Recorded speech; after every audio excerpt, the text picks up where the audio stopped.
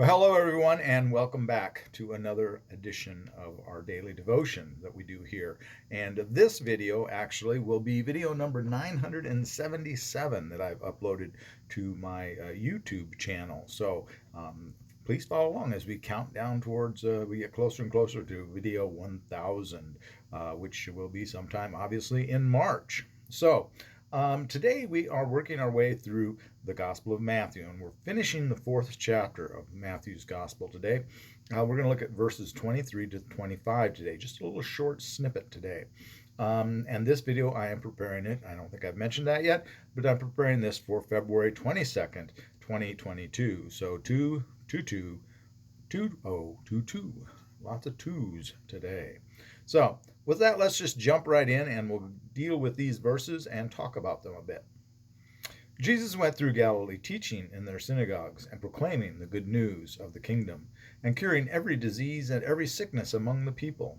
So his fame spread throughout all Syria, and they brought to him all the sick, those who were afflicted with various diseases and pains, demoniacs, epileptics, and paralytics, and he cured them. And great crowds followed him from Galilee, the Decapolis, Jerusalem, Judea, and from beyond the Jordan. So Jesus is bringing people in from a broad area. They're pouring into little Galilee because at this point he's still traveling around through the Galilean area.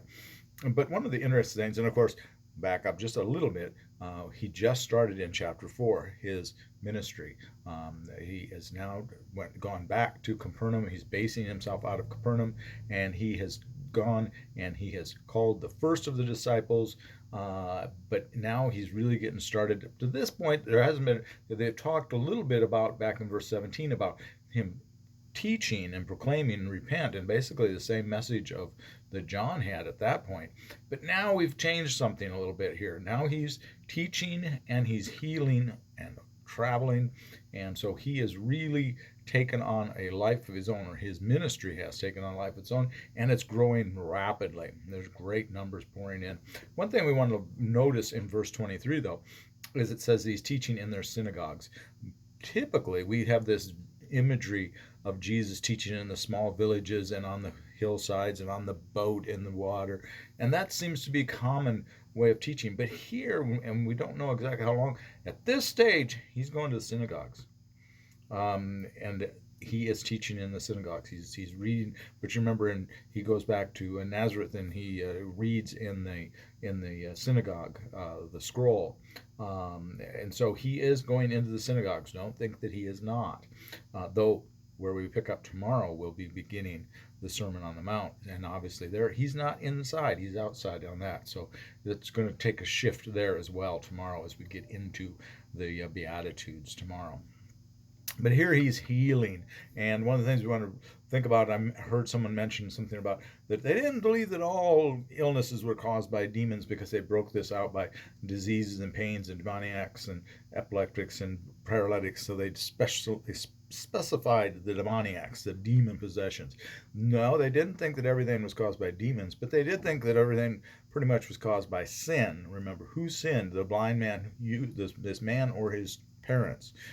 So they did believe at this point that sin is the root of this infirmities and these disabilities and these illnesses. And so Jesus, remember the man coming down through the roof on the mat as he's healing in the home there, and they're like, he first forgives his sins, doesn't he, before he heals them. And of course, that was what was scandalous, was that no one but God can forgive the sins. But at the same time, if that's your believing the underlying cause of the illness is the sin, what good would it do to cure the illness if you didn't take care of the sin? I can't answer that. Seems a little bit twisted to me. But here, at any rate, Jesus is out there. He is working. And the question again also can be, is Jesus still working? Is Jesus still healing? Well, we have medical science has evolved considerably since the time of Christ. And so we don't believe that sin causes these illnesses. And we treat these illnesses with various different treatments and medicines and what have you, and treatments. And we have psychiatric care too for the people that, probably most of the people that they would put under the demoniacs area, or ones that we're dealing with in psychiatric care, psychological care.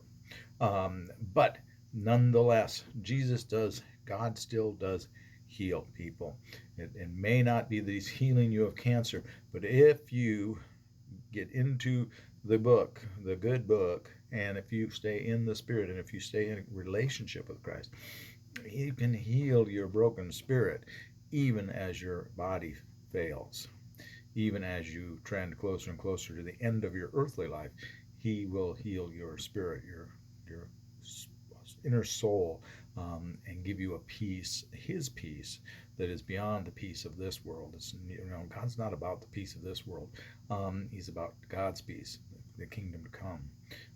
And so there very much is God's healing in this world, in my opinion, a very, very strong opinion, and that he can cure you. He may not cure you of cancer, but he will cure you of the burden on your mind of worrying about this mortal shell, this thing that will not last, but he will focus you on the things that will last, and that is your immortal soul. So with that, I'm going to let you go for tomorrow.